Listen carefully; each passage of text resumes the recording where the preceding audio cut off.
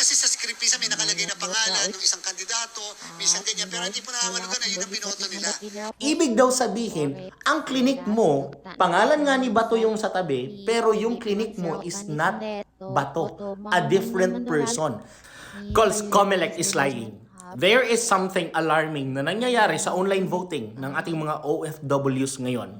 Siguro naman nakita nyo na ngayon sa social media kung saan meron tayong isang concerned citizen, isang OFW, kung saan yung resibo, yung QR code, yung ballot ID niya, ay merong ibang pangalan ng kandidato ang pinapakita kapag bini-verify niya kung sino yung binoto niya.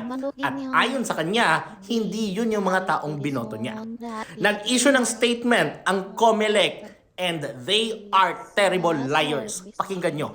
Sila naman, sa kanila naman galing. And therefore, ibig sabihin, pinicture ng botante yung kanyang balota bago niya i-cast. So, pag pinindot mo na kasi yung cast, mawawala na yun. Bigla na napapalit doon. Yung sa QR code, mabe-verify mo ngayon. Pag pinundot mo yung QR code, yung sa QR code, lalabas ngayon yung mismong ballot ID at saka yung encrypted na script. So makikita po natin yon. Doon kasi sa script, minsan may nakalagay na pangalan ng isang kandidato, minsan ganyan, pero hindi po nangangahulugan na yun ang binoto nila. Talaga pong ganun lang yun, kasi yun po yung purpose ng encryption.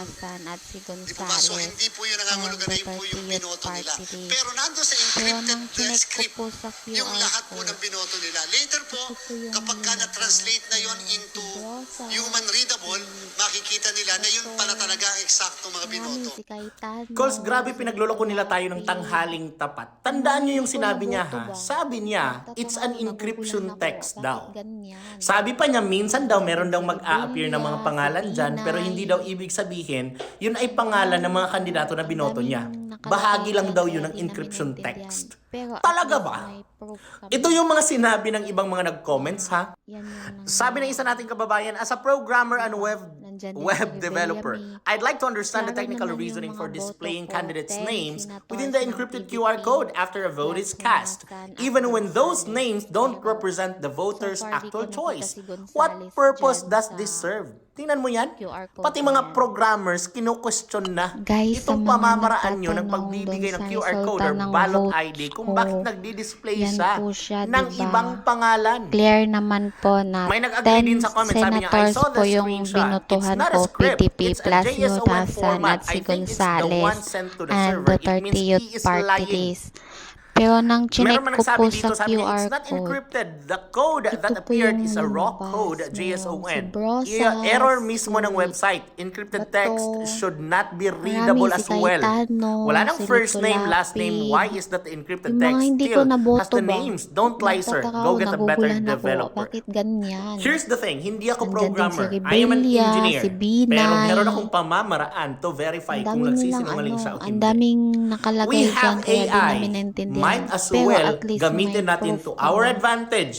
At alamin natin kung totoo yan ba yung talaga itong mangyayari. pinagsasabi ng Comelec, no? Diba? Or pinagloloko lang Nandyan nila din si tayo. Rebella Ginamit ko May. si ChatGPT Klaro naman to yung help mga us at boto maging ko, advantage 10 naman nating mga senators botante ng para PDP hindi tayo maloko, plus no? Honasan So sinabi at ko, Gonzales. ChatGPT, please assume Pero the role of an so far, di expert ko nakita si programmer. Hindi siya Gonzales nagdalawang dyan isip, sumagot sa agad siya. Got it. QR I code am an na yan. expert now. What would you like to help Guys, sa mga me with or you with? nagtatanong O, dun diba? sa resulta Sabi ko, ng vote nag-upload ako ng ko, isang screenshot na yan in-upload po ng ating siya, concerned diba? citizen na si Clear Jefferson naman about sa po kanyang na boto. Sabi 10 ko, senators can you po tell me yung what is binutuhan that ko, code or PDP text plus inside the box Yutasan at highlighted si in the green? Gonzales Sabi niya, and ito. Duterte The green Youth highlighted box Party on the List. screen says, Pero your nang ballot chinek ID, ko po blah, sa blah, QR blah. This code, message confirms that ito po the yung specific ballot lumabas. ID has Meron been si found in the Brosas, voting si system. Itong Bato. alphanumeric string na ito Marami, is a si unique Cayetano, identifier, si Lito Lapid. likely representing a Yung mga submitted hindi ko vote. naboto ba? Ito pa yung dagdag niya. Nagtataka Below ako, is the naguguluhan message. ako. Bakit Is a ganyan? JSON-like Nandyan din si data block Rebella, showing si Binay. detailed Ang metadata dami nilang about the ang daming vote nakalagay or dyan the kaya di candidate namin and naintindihan. info, Pero at party least may affiliations, proof election kami. events, and so on.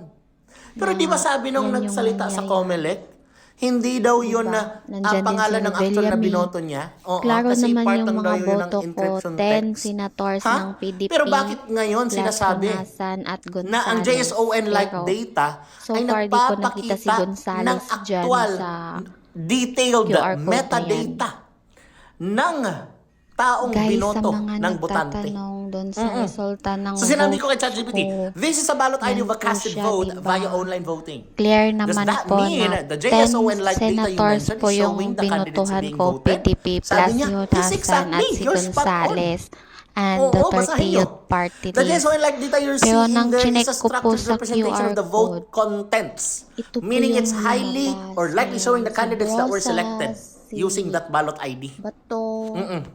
Tapos Marami, nagbigay pa siya ng rason bakit sigurado si siyang Lito Lapid. yun talaga dapat yung laman ng Yung mga text na hindi yan ko or ng naboto code na ba? yan. Nagtataka ako, At nagugulan inanalyze ako. pa ni Bakit ChatGPT yung text. ganyan? Ito yung sinabi niya, the block Nandyan din contains si fields Rebella, like, si something like Binay. this. These details match how Ang online dami voting nilang platforms ang daming serialize and store nakalagay vote dyan, kaya di namin selections. naintindihan. Pero at least Since may nag-claim ang proof COMELEC, kami. sabi niya, ito daw ay isang encryption. Na Nagtanong yan ako yung ngayon kay nangyayari. ChatGPT, is this an encryption? Diba? Sabi niya, Nandyan great din si question. Rebella May. And the short answer is Klaro not naman really yung mga boto encryption. ko, 10 senators But more like ng structured PDP vote metadata. plus Honasan Possibly at part of a Gonzales. database, Pero object, or serialized so far, di ko JSON nakita si used Gonzales internally by the dyan voting sa system. QR code na yan. Hindi po siya encryption, mga calls. The Guys, visible sa mga data in the screenshot is nagtatanong not dun sa encrypted. resulta ng You can votes read ko, plain text like yan po Soto, siya, Tito, diba? an example of the Clear uploaded naman po screenshot na na binigay ko sa 10 kanya. senators po yung This means binutuhan the ko, data is PDP in clear plus Youth text, Hasan at si JSON, or Gonzales something close to and it, Duterte meant for Youth internal Party List. processing. Pero nang chinek ko Ibig po sa sabihin, QR we can use code, this for displaying or verifying ito po ballot yung selections. lumabas. So, dapat ang Mayroong ipapakita doon si ay yung actual mong binoto.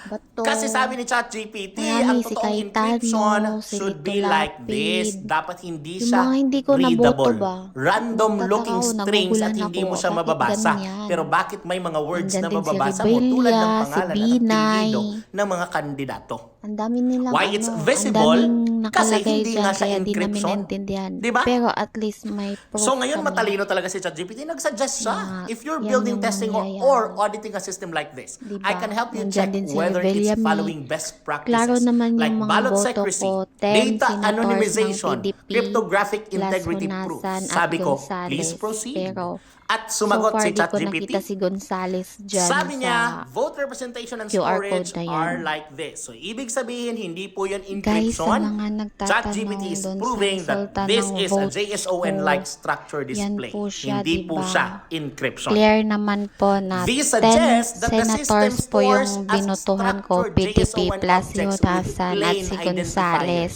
Ibig and sabihin, Duterte Youth nababasa Party ng List. tao. Pero nang chinek Oo. ko po Ang sa encrypted, QR hindi po code, nababasa.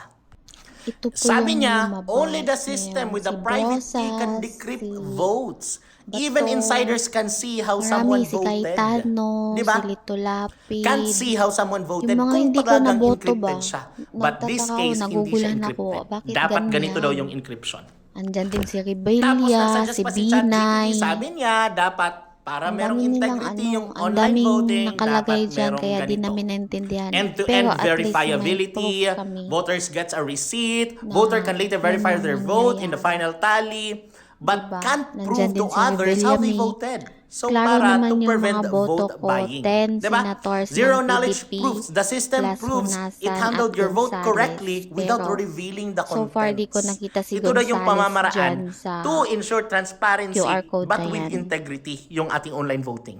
Guys, sa So mga yung conclusion ni nagtatanong ChatGPT, dun sa resulta yes, it ng looks votes like this ko, vote was stored in plain yan text, po siya, structured diba? format, not encryption. Clear naman No, po it na does not 10 appear encrypted. senators po yung This binutuhan may ko, be okay if the PDP system plus has Youth other Hasan at si protections in place Gonzales like server-side and access Duterte controls, hindi Youth natin alam kung Party anong ginagamit List. ng Pero COMELEC, nang but chinek it's ko not po ideal sa for a QR fully code, secure and private ito po yung voting lumabas. Mayroong platforms. si Brosas. Ngayon, Cols, ito yung pinaka-red flag sa Bato. lahat.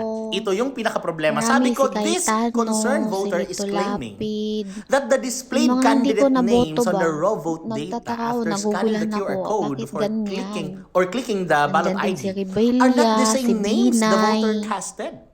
What's Ang happening if dami that's the nilang case? Ang Alam mo daming sagot ni ChatGPT. nakalagay dyan, kaya That's a di namin serious red naintindihan. flag. Pero If at the least raw may vote proof data kami retrieved by clicking the ballot ID na or scanning the yun QR yung code nangyayari. shows different candidates, Nandyan din si Rebella May. the one voter actually Klaro naman selected, yung mga boto then ko, something 10 may be senators going ng wrong PDP at one or Honasan more at critical Gonzales. points in the Pero voting process. so far di ko nakita si Gonzales Let's break it dyan down sa technically. Ito yung mga pinagsasabi QR ni code na yan. ChatGPT. Number Guys, sa one at mga pinaka-obvious sa lahat, nagtatanong doon sa resulta front-end ng mismatch votes or ko, UI tampering. yan po siya, The votes diba? cast on the front Clear end, naman po browser, na mobile 10 app, is not the senators same po data yung sent to the binutuhan server. ko, PDP, This could happen due to Honasan at si malicious Gonzales scheme. Anong ibig and sabihin nito, Duterte Cos? Youth Party Say for list. example, nag-click Pero ka nang dyan ng chinek ko pangalan. po Say sa for example, QR sabihin code, natin na pangalan ni Bato. ito po And then yung click mo yung lumabas. box dyan Mayroong si para iboboto mo Brosas, si Bato. si Ibig daw sabihin, Bato, ang click mo, marami, pangalan si nga ni Bato yung sa Cayetano, tabi, si Lito pero yung click mo Lapid. is not Yung mga Bato, hindi ko a naboto ba, different person. magtataka Kaya ako, yung nagugulan pangalan ako, na napunta bakit sa server ganyan? is a Andyan different din si Rebellia, person, si different name ng Binay. candidate. So yan daw yung Ang dami posibleng nilang nangyari, sabi ang niya. daming nakalagay dyan, kaya di Sabi namin pa niya, naintindihan. pwede daw Pero prone at sa least back-end may tampering proof or kami malfunctions itong ginagawa na ng yan yung COMELEC, di ba? The correct vote may have Diba? been Nandyan submitted din but si the server Rebellia, modified or stored Klaro a naman different yung mga one. boto ko, 10 senators Number ng 3, yung PDP QR code or ballot plus ID points to the Honasan at wrong vote. If the Gonzales. QR code or ballot ID Pero doesn't uniquely and so far securely di ko nakita si identify the voters Gonzales on your dyan vote, sa it may pull up someone else's QR vote. code na yan.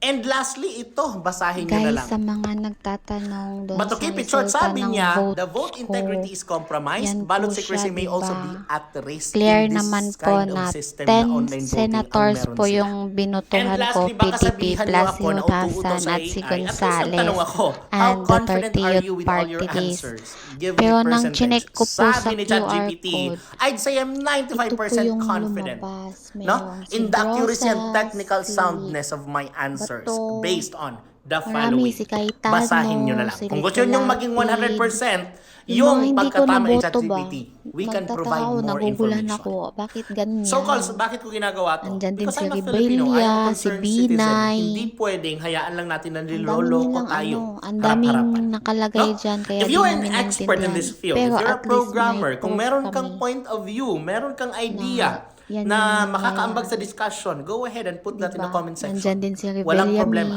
If there Klaro are naman errors yung or mga something boto wrong about sa ko, discussion 10 na nabanggit senators ko ng or sa mga PDP sagot ni ChatGPT plus that needs some Honasan at clarifications or Gonzales. verifications, Pero go ahead and put that so in the far comment di ko section. nakita si You are Gonzales most dyan welcome. sa Pag-usapan po natin QR yan, code na yan. kasi dapat meron tayong alam Guys, at sa dapat mga tayong nagtatanong nakikialam. doon sa resulta Lalong-lalo ng na sa vote ginagawa ko, ngayon ng COMELEC. yan po Ang siya, ating diba? hinaharap, the future of Clear this naman country, po na ay 10 depende sa senators magiging po resulta yung ng binutuhan eleksyon ko, PDP 2025. plus Honasan Tara, at Pauls, si kape. Gonzales.